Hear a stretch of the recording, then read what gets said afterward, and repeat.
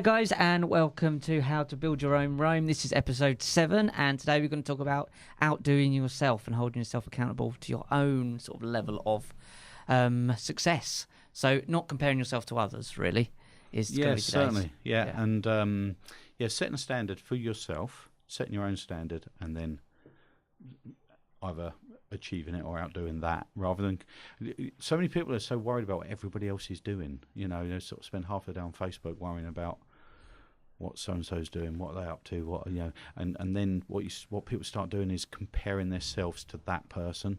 And I actually put a post out this week. I know we shared it on the Success 4 page about the old picture of somebody sitting in their Bentley with the key, with the watch, and all this sort of stuff. And it's ridiculous. And people look at that and think that's what it's all about. That's what. That's where that's their goal, and I can assure you, anybody that's actually got a Bentley does not do that. It does not put pictures of the. No, because it's not. It don't. Once you've achieved that, you have a bit more respect for what you've achieved. Yeah. Well, I saying that I went to school with a guy that's quite well known in the sales world, whatever that means, and I know for a fact they've brought up with quite a bit of money. They had a swimming pool in the back garden in Thetford, which if you went to Thetford, is probably the only swimming pool in Thetford. Other than the river, and they had money, right? And this guy said they went to London and they were spent with 50 quid in their pocket. That's ridiculous. This guy didn't, and he took some pictures of himself driving around in his posh car. I think it was even in the forecourt, so it was obvious he'd just gone in to either test it or just stand near it. And it was just ludicrous, and it's just almost people just. I think does that not put people off, like thinking you're a dick?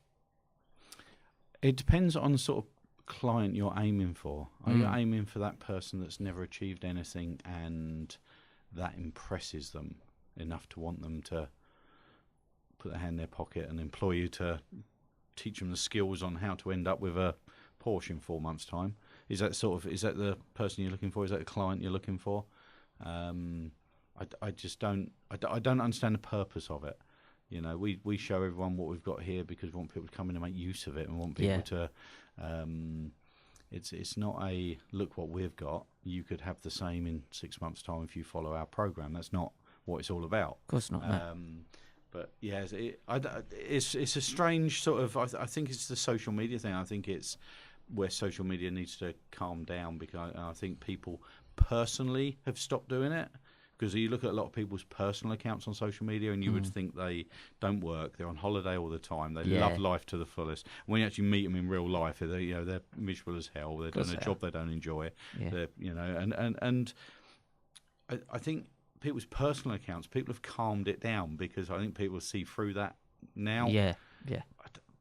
But I think some people in business think it's still okay to do it. And I think you're right. I think it has calmed down a bit. But it's like that thou protest too much is the old saying that pops into mind. So if you're making a massive noise about how much you've got, probably behind it haven't got it. Yeah. But it's stuff anyway. And it's a bit ludicrous to think that that's the only point in doing any of this as well, because that stuff's going to come off the bat. But it's certainly an ego thing, isn't it? If everything you're doing is about ego, so we've all got, we've all got a ego, obviously.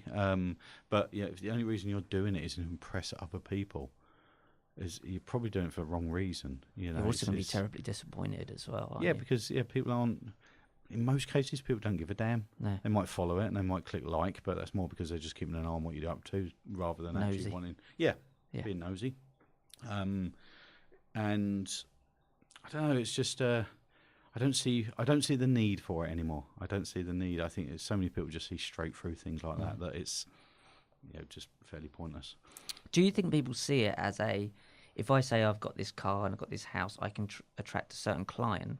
Do you think they're trying to attract a client that isn't where they are or where they say they are, or a client that's where they hope to be? So if I say I've got a big house, I'm actually hoping to work with clients who've got big houses, or am I trying to work with clients that want the big house? No, because I think anybody that's actually worked and bought themselves a nice big house and they've already got a Porsche and all that would look at that and think, you knob. Yeah, really, no, I agree. The sort of person that sees a Bentley sitting in the street, runs up and has to take photos sitting in front of the badge. Not the car, just the badge, and things like that. It's, again, it's the sort of people that have worked to a point where they can actually afford a Bentley. And there's a big difference, again, between having a Bentley and affording a Bentley. Oh yeah. Because you can buy Bentleys on finance like every Yeah, other car, yeah. and there are people that are so in debt, so in debt, so that they can wear a Rolex and drive a Bentley. Mm. And they're paying out £2,000 a month for the rest of their lives just so they can have that ego and that look. So it's, so again, something else to be aware of. There's a big difference between the two. That doesn't mean they can actually walk into a Bentley dealership and just write a check out and buy one. No. So again, there's another big difference there. Basically, anybody could have a expensive car if they wanted one. You've only got to go in and borrow money to do it. Yeah. And there's a massive difference between actually doing that and actually being able to afford to walk in and buy one. The sort of people that have to go in and borrow money to buy one's probably the sort of people who don't, who take those selfies with the, car badge in the background and all that sort of stuff. Yeah, because why would you want one? Like, I can't understand why you would actually want one anyway, other than to show off in. Like, I don't... I don't know. You know that feeling when you put on like a new shirt or a new...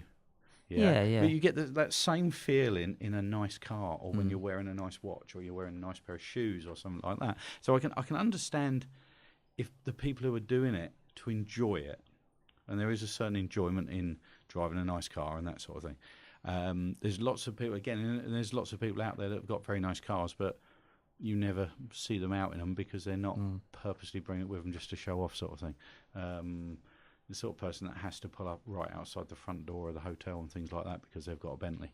They're the people who are probably just doing it for ego. Yeah.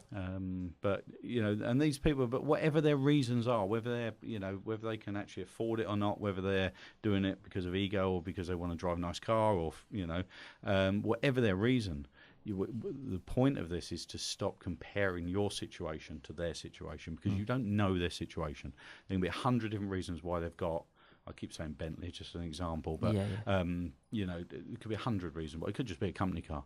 Yeah. It could just be they've gone and got themselves a job, and that's the car that is the company supply. Yeah, because it's part of their look. Yeah.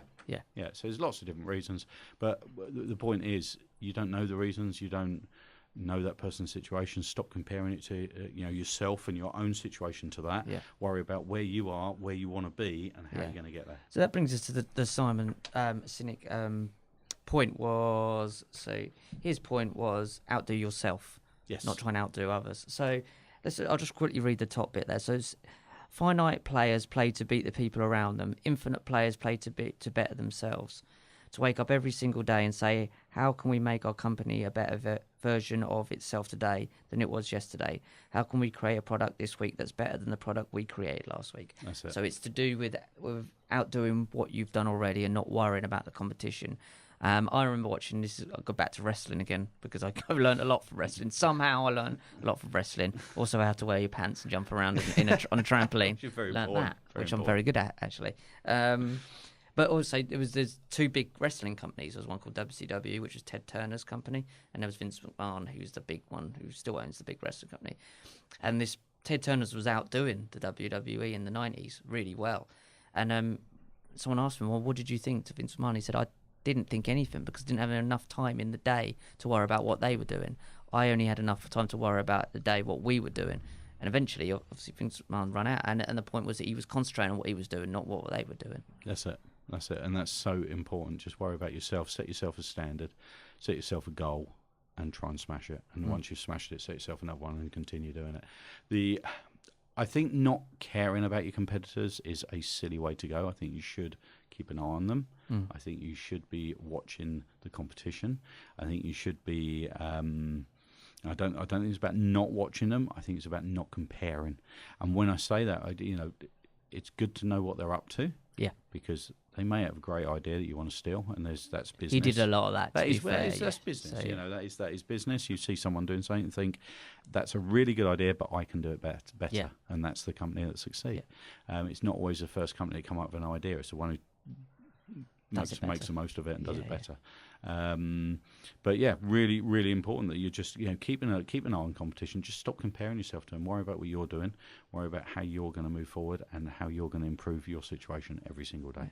So coming back to what we're doing here at Success4 and anything you're doing now. So what would goals do you want to work on? Like personally, how do you want to sort of better yourself in what you're doing? We're moving quite fast through this journey. It's 18 months feels like we're in a complete time warp and flying 100 mile an hour, also standing still at the same time. It's bizarre. It's amazing how things change very quickly, how Amazing, the direction can change very quickly as well. Because I think we're probably on although a very similar path.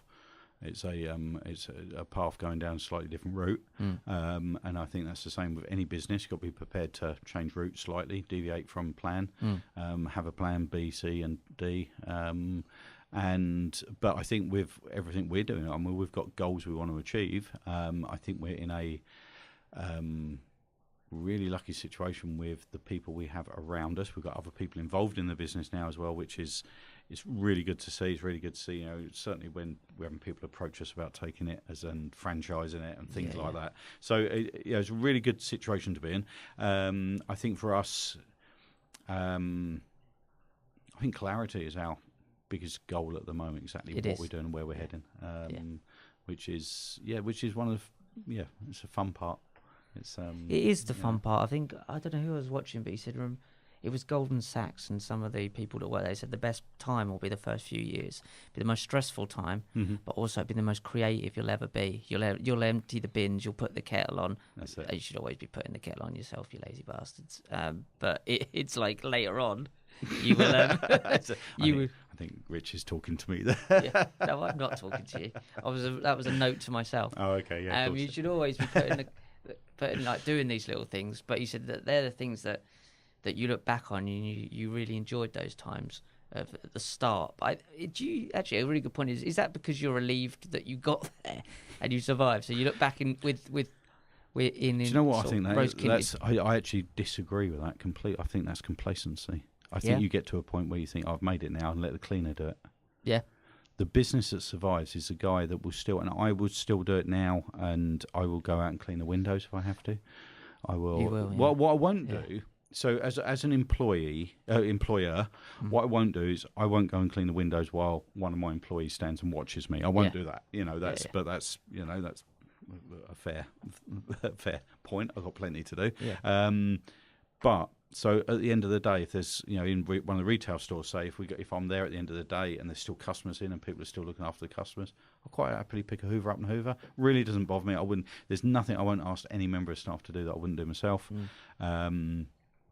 And I think that's really important. Once you get to a point where you think you're too good for that, there are times when maybe you're too busy for that, which is a different situation. But you're never too good for that. And in the early days, when it really works, is when you are making your staff coffees, when you are putting the bins out, when you are hoovering, when you are taking care of the place, taking pride in it, how it looks, how it moves forward, setting those goals. The amount of people who just follow a business plan first 3 years, get there and then don't have a business plan anymore. Yeah, they don't actually have one.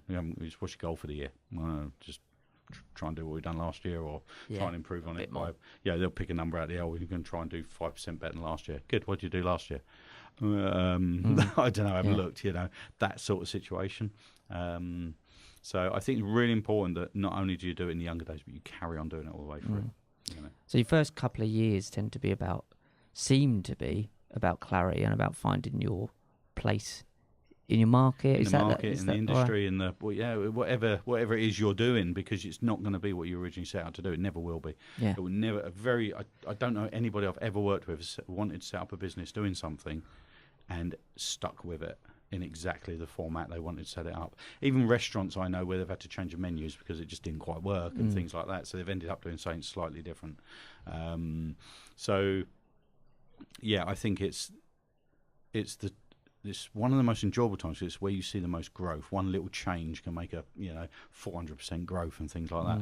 Once you've been going for 10 years, trying to find 400% growth in something is very hard work. You get to a point where you're looking at 1 or 2%, and it's much harder to make a much smaller difference. And this is the entrepreneur part comes in, because most entrepreneurs don't enjoy that bit. They wanted to move on to the next. They want to move on to the next project and just put a manager in who's going to worry about the 1 or 2%. Yeah. They feel, or for myself, I get to a point where it's like I haven't got time to worry about that 1 or 2%, because this business over here, there's decisions to be made there that will make a 400% difference. Yeah, sure. Yeah. So that's where you bring in a management team and a structure and a. But I would go back into any one of my businesses and hoover and make coffee and stuff like that tomorrow morning if I needed to, because of staff being off, illnesses or anything like that. So that's what. So if we loop back to comparing yourself to yourself. So at that point, when you get over the first few years, if you're comparing where you were to where you are now, that's the only way to sort of measure the growth that you've had. If you're comparing yourself to someone external, then you might feel like you haven't got anywhere. My point was so to compare it to where you've been, your own journey. Yeah, it's not whether you've got anywhere.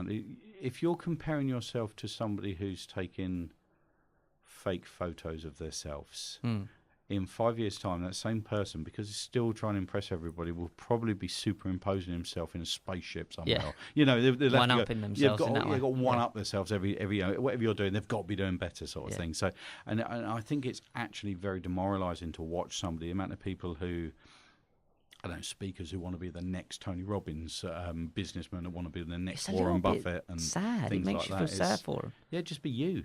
Just be you. You're always. If you try copying somebody word for word, you're going to fail, because why would anybody want to watch you do it when they can watch the real thing? Yeah, watch a carbon copy of a poor man's version, really. That's it. So just be you, and if you isn't good enough, then improve you. Yeah. And that's where self-development, things like that, is good. There's nothing wrong with self-development. What it is, it's the people out there selling NAF courses, happy clappy, go and dance around for 2 days, come away feeling good, and and you're comparing yourself to those people. Those people have just taken a load of money from you for nothing. Yeah. Don't compare yourself to that person. Just because they looked good on stage for 2 days does not make them any better than you. Not at all. No, and that won't last. No. That won't last. You'll overtake them, or they'll fade off into the background, because there's only so long that trick works. How many times, we've been doing this for 18 months now. Yeah. How many people have we seen do that? How many people have we seen just in a very short amount of time? Remember, self-development is not a new thing. This has been around for a long, long while. And it's just in the short 18 months that we've been involved in what we're doing, the amount of people we've seen who, look amazing on stage. They talk for England. They can, hold a conversation, hold a crowd, hold a show. But they're now gone. They're now disappeared. Of course. Because they just didn't actually have any content. Didn't have anything to say. Didn't have anything to say. They were just making a lot of noise. Yeah. We like to make noise in a different way. We do podcasts. If people want to listen, they come and listen to it. Yeah. If people, it's not about loads of Facebook lives and all that sort of thing. Well, we didn't do any Facebook lives, really. We did one or two. We've done about 2 or 3 in 18 months. We should do some. We should do none. Where'd you The thing is that we don't want to do them for no reason. No. Just to show up and go. And then you've said that. The times I've been trying to sort of say, should we do them? Should we do them? Because I've got no patience at all, and I'm trying to be more patient. But you say, no, it's not. There's nothing to say. No, let the work say. You've got to have something to say, some value to offer, or something, reason for doing it. And if you haven't got any, if you can't offer anybody value, just be quiet. Yeah. Why should they listen to you? Yeah. And I think with and when you do say something, it'll be more poignant. Yes. Yeah. People will listen. People will listen when you have got something you want to say. And if they need to hear it, they'll hear it. Okay. So to wrap this one up, this one was about Simon Sinek. Didn't really talk about him much. No, but we did. We used his. Let's have a quick look at another one. So let's go through his top 10 rules. He just to recap on the guy. His main thing is business management, business structure, and things like that. Awesome at that sort of thing. His TED Talk is the 3rd most listened to TED Talk ever. Wow. Because his style is very different to everybody else. It's like his interview style is amazing. Yeah. If you haven't watched one of his videos, and if you're into self-development, if you've seen YouTube, you probably have seen one of his videos. But do have a look. I like him. He's kind of down to the earth as well, which is really good. So his top 10 rules from Evan Carmichael's top 10 rules for success book are. I'll go from 1 to 10 is break the rules, train your mind, be patient, take accountability, outdo yourself, which was one we covered today, stack the deck, be the last to speak, be authentic, find your passion, and start with why. So I think we're going to come back to be the last to speak at some point. And take accountability. Yeah. Take accountability. One of the biggest things that winds me up in business when you say something, you ask somebody a question, they say it wasn't me. What, like Shaggy? Yeah. Yeah. No, It's just, most annoying thing on the planet. Well, I didn't do it. Mm. I didn't ask who done it. I don't give a shit who done it. It's but been done. Sandra said, yeah. Yeah. Take accountability for everything you do. if you cock up, just go, Yeah, I cocked I'm up. really sorry. Yeah. Because Don't even be sorry. I say to why you, like, have you got to necessarily be my sorry? bad. Well, It's happened. It's done. Yeah, Let's move I on. know What what we you going? mean, Yeah. We can spend all day worrying about whose fault it was and who's sorry and who's, who needs to apologise to who, or we can just solve a problem and but move once forward. you take accountability, there's very little need to dealt with. apologise. That's it. Because that's all you really want from someone to go, sorry, right, my bad. I'll try not to do that again. That's it. Yeah, I was going to say I won't do that again. You take accountability, and this is Opono. I don't know if anybody. Yeah. I know we've spoken about it before. Something that one of the things you're taught in that is take accountability, not just for everything you do, but for everything everybody else does.